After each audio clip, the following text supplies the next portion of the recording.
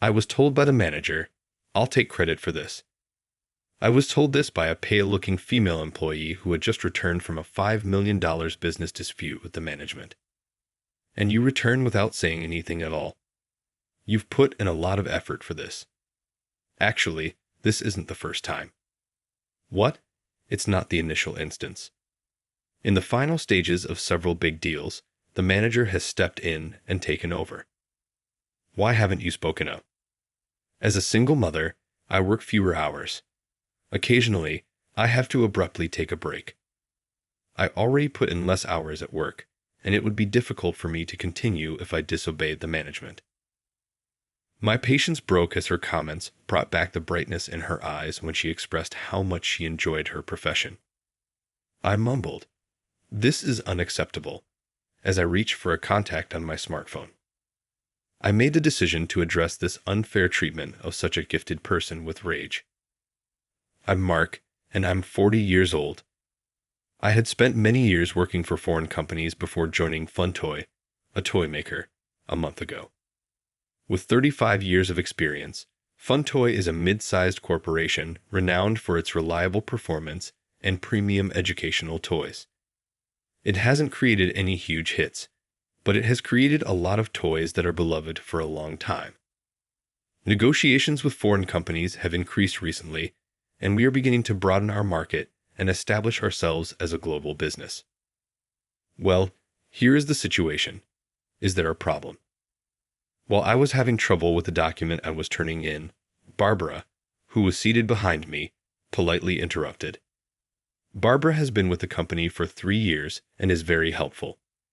She constantly responds to my inquiries without even the slightest sign of irritation, even offering advice, whether they are about customer information or the specifics of expenditure reports. She's a single mother with fewer hours worked, therefore she's gotten good at handling things. About this document. Barbara took the document and carefully went over how to fill it out with me. So, you check this box here and fill in this section. I see. I understand.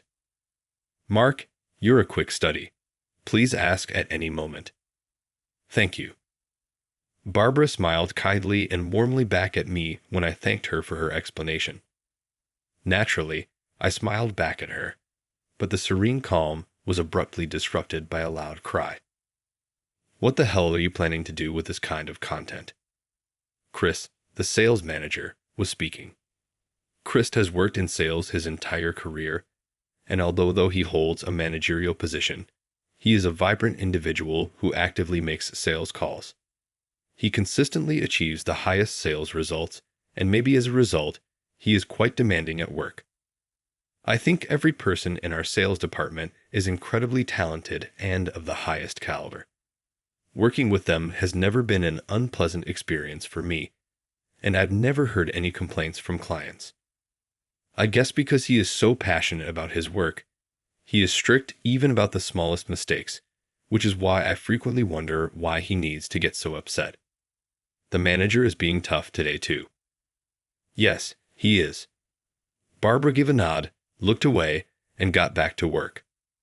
The manager's irate voice rang out once more the following day as I was making my way back to my desk. Seriously, why didn't you double-check this? Barbara was standing in front of the manager's desk when I turned to look over there. I'm sorry. What is this negotiation, in your opinion? We don't give someone who isn't really committed this kind of deal. I automatically scowled at Chris's domineering tone.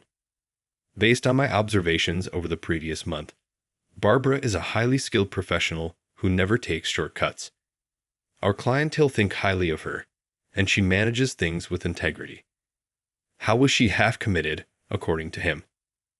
We have someone in the sales department working fewer hours. Do you not believe you should be a little more devoted to us? I'm truly sorry. For heaven's sake. Whenever an issue arises, it's usually related to your child getting sick or something else. More awareness of how much you're interfering with work is necessary. We are not a charity that houses the worthless. Gather yourself. Chris spit out his last remarks and walked out after berating Barbara. Barbara went back to her workstation and gently replaced the documents in the file, bowing her head. She seemed abnormally dejected, but I was too busy with an upcoming meeting to check on her. I went back to my desk after completing my morning work and called out to Barbara, who was opening her lunchbox next to me. She still had an angry expression on her face after the manager's rant. Barbara spotted me and immediately tried to hide her expression. Earlier, Chris really got on your nerves. Are you all right? You saw that. Barbara nervously looked away from me and then smiled modestly. I'm doing OK. The manager was simply pointing out an error that was included in the presentation materials for the upcoming discussion. Wait, he yelled at you like that over a typo. I was surprised, but not surprised at how insignificant the cause was. It was astonishing to me that he had to yell at me for a single error in a paper that wasn't even urgent. Since it's an important presentation for a big negotiation, I think the manager just got a bit strict. You don't have to take everything the manager says to heart, I informed her. It's not that they're continuing to employ you in spite of your less hours. It's because they genuinely want you to work here, even in a part-time capacity. What, Mark? Barbara, from what I've observed, you're remarkable. I believe that because they are willing to work with your fewer hours in the sales department, they value you. Thus, you ought to take pride in your efforts. I appreciate your support. Now that I'm feeling a little better, Barbara turned to smile at me. Actually, it looks like we might secure a contract with Avina in the next negotiation. Wow, that is incredible. Avina is a global toy retailer with a significant global presence. If we win this contract, the upscale toy store, which is favored by celebrities all around the world, could bring in over $5 million in sales annually. I've been working on this project for a very long time. It's finally coming together, and I'm really delighted. It's amazing that you were able to close with them, Barbara. You really are exceptional. Oh, that's not how it works. It was quite difficult to go this far. Still, you're almost done sealing the deal. You ought to feel pleased with yourself. Thank you, Barbara said with a beaming, happy smile. But isn't it tough managing reduced hours while taking care of your child? I have to give my child my everything. In addition, I adore my work, Barbara remarked, her eyes glistening. I find it really enjoyable to consider how parents will feel when choosing products for their children or how kids will respond when they pick them up, and to figure out how to make that experience the best it can be. Thus, it isn't a hardship. However, I saw a brief shadow move across her face. If anything comes up, I'm here to talk, though I'm still learning from you most of the time. With her characteristically soft grin, Barbara remarked, No, I'm glad I can rely on you, Mark, with all your international experience. The day of Barbara's contract signing with Avina eventually arrived, 1 week later. So, today's the big day, right? Yes, Barbara happily grinned back at me. Hey, Barbara. I was going to wish her well when I heard Chris's voice. Yes, manager. Today is the day of the Avina contract, right? Yes, it's a major deal with a big company. I don't feel comfortable leaving it entirely to you, so I'm coming along. But. What? Do you have an issue with that? The supervisor scowled at Barbara, perhaps daring her to object. What happens if you receive a call to pick up your child in the middle of the negotiation? You'll leave a void if you're by alone, don't you? Will you squander a $5 million transaction? Well, and what happens if the talks continue after your workday? You'll cause everyone inconvenience in the end. After hearing the manager's stern remarks, I was forced to speak out. In that case, I'll step in, I remarked. Barbara has put everything together meticulously, so she should be able to handle any unforeseen situations. What's up, Mark? Are you attempting to interrupt me? That is not my goal. Simply put, I believe that someone with experience working with clients from abroad would be better able to adjust in case something unforeseen occurs. So you're saying I can't handle international clients, is that it? That's not what I meant. So don't poke your nose into it. Chris angrily told me, "You're still a rookie in our sales department," and turned back to Barbara. "Do you think Mark would be better?" Barbara said to the manager, "No, I feel more secure with you coming along," and the manager nodded as though to acknowledge her statement. "Come on, let's go." Barbara. I saw her hurry after the manager as he firmly marched out. Why is the manager taking the lead? I noticed that I was speaking my mind. I was under the impression that Barbara was the one handling this deal, so I was curious as to why the manager, despite his position, had to become involved. However, I had assumed that Barbara would still receive the credit, and anything should work out as long as Chris, the top-performing sales manager, is present. But 30 minutes later, just Barbara showed up again, looking completely exhausted. "Barbara, isn't it a bit early for the contract to be done?" Surprised, I asked. Barbara looked up at me slowly, her face pallid. "The manager said he'd take all the credit," she retorted in a shaking voice. "What?" To get to the Avena branch, the manager and I took a taxi. I gave him the final presentation materials when he asked to examine them on the way. Then he assured me I could just go back when we got there. He stated he would take all the credit when I questioned what he meant. "Right?" Barbara gave my words a nod. "And you return without saying anything at all. You put in a lot of effort to get this contract."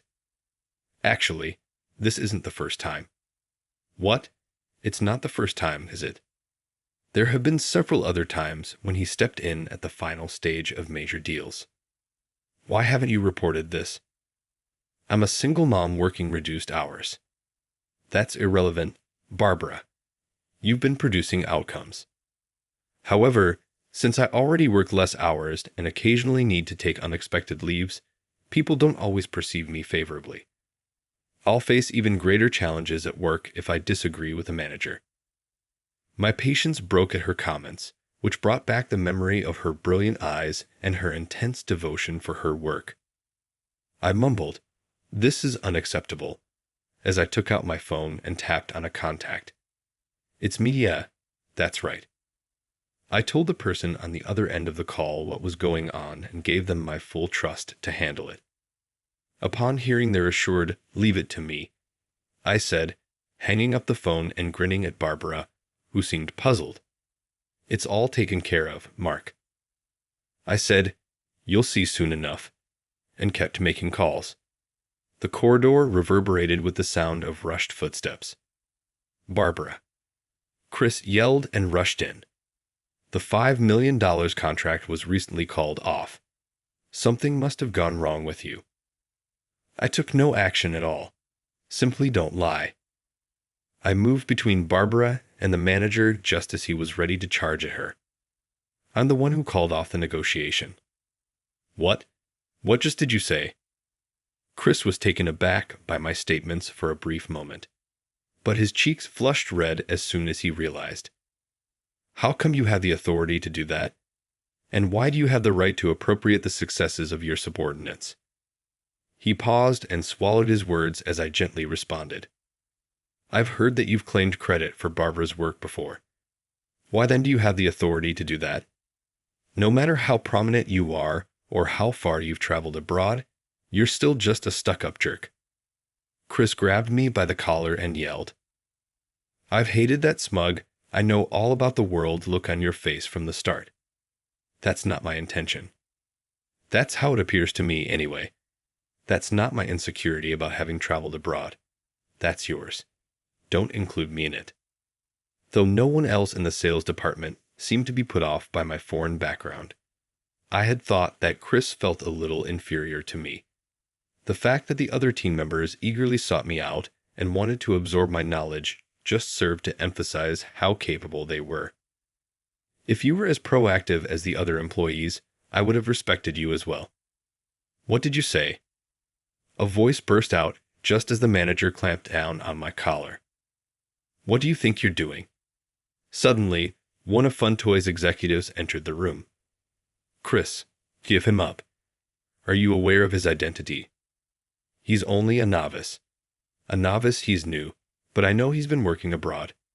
It makes sense that a superior would offer some educational advice as an American businessman. Taking hold of him by the collar. Is that how you define guidance? He is also the incoming CEO and the son of the president, just so you know. What? I seized the chance to shake off the manager's hand and adjust my collar as his grasp relaxed. The son of the president? My mother's maiden name was Mark. Mark Miller is my true name. I decided to go by this name instead of that because if I went by that name, everyone would know I'm connected to the president. If this was perceived as misleading, I sincerely regret. I bowed slightly and apologized. Mark is destined to succeed as CEO. He gained knowledge and made contacts by working at foreign companies after graduating from Oxford. Now, he's back to assume the position of the company's future CEO. Chris was given a brief overview of my background by the executive. After he was done, I turned to ask Chris a question. Manager, you knew I had returned from overseas, but were you aware of my previous job? My previous job? After graduating from university, I worked at Avena. What did you say? At the U.S. branch, I worked closely with a colleague. I gave them an explanation of the circumstances and requested a brief suspension of the contract. But even if you are the president's son, are you out of your mind to emotionally cancel a $5 million deal? Based on the shift in his countenance, it appeared that he recognized his harsh behavior could have major repercussions. Nevertheless, it demonstrated how cunning Chris could be as he attempted to place the responsibility on me. Such justifications, however, would be ineffective here. The contract wasn't canceled by me. Since the original person in charge was not handling the contract, I just requested them to put it on hold. Barbara will handle the finalization of the contract tomorrow. She was the one who began working on it right away. What? Barbara, is that all right with you? Barbara was standing motionless, trying to make sense of what was happening when I cried out to her. Yes, of course. I nodded in response to her answer and returned my attention to Chris. Do you know why I was able to work here under a different name? Chris looked up at me, clearly taken aback. I made the decision to give him a comprehensive explanation. I informed my dad that I wanted to get familiar with the daily operations before I joined the management team. He replied by asking me to look into the reason behind the high turnover rate in the sales department. I looked at Chris, who was starting to perspire a lot. Additionally, he requested me to see if other staff members were actually making a difference, or if the sales manager was the only one managing the majority of the big contracts. I have, therefore, been discreetly researching throughout. Well, we now know who wasn't really doing their job because of this most recent event. I kindly ask everyone to assist with the interviews since we will be initiating an internal investigation. I spoke to the staff members nearby before turning back to Chris, who was now focusing on the ground. All right, Chris, the interview will begin with you. My father and the other executives are waiting. Come on, let's go. I smiled and took the manager by the arm as he shook. Following an internal investigation, it was discovered that Chris had been taking credit for contracts he had previously helped Barbara with, even as he had done with hers on multiple occasions. It was discovered that Chris had been defrauding his subordinates of credit ever since he was promoted to sales manager. Many talented workers left the company as a result of his behavior, as they could not put up with it. Chris was an incompetent but good at sucking up staff members, and he bullied those who could do better, forcing them to resign. He allegedly said to these workers, "Your promotion depends on your sincerity," and demanded costly presents, like his wine and meat, from them on special occasions to show his appreciation. That's how I got promoted to manager, he even boasted, demonstrating how ingrained his behavior had become.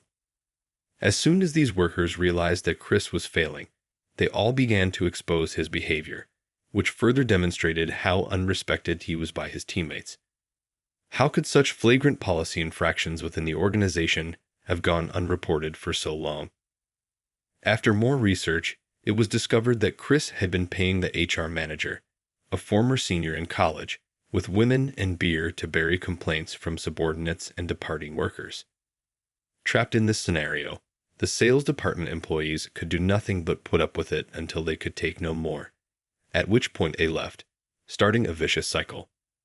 Chris's selfish actions caused him to lose valuable talent, which was a serious problem. Chris was fired from Funtoy when his actions eventually attracted the attention of the company's upper management.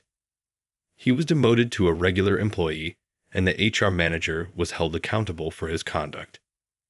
I'll see to it that the gifted individuals who are still here are protected. So, the day after that occurrence, as I was eating my lunch, I remarked to Barbara, "Don't hesitate to tell me if anything comes up." After dealing with Avener skillfully, Barbara was able to negotiate a $5 million contract. Later, a close colleague of mine informed me that the agreement was finalized because Barbara's professionalism and sincerity were valued by Avener's officials. Therefore, Barbara, you have no reason to feel bad about working less hours. Actually, you ought to get credit for finishing tasks faster than others, I remarked. I'm grateful.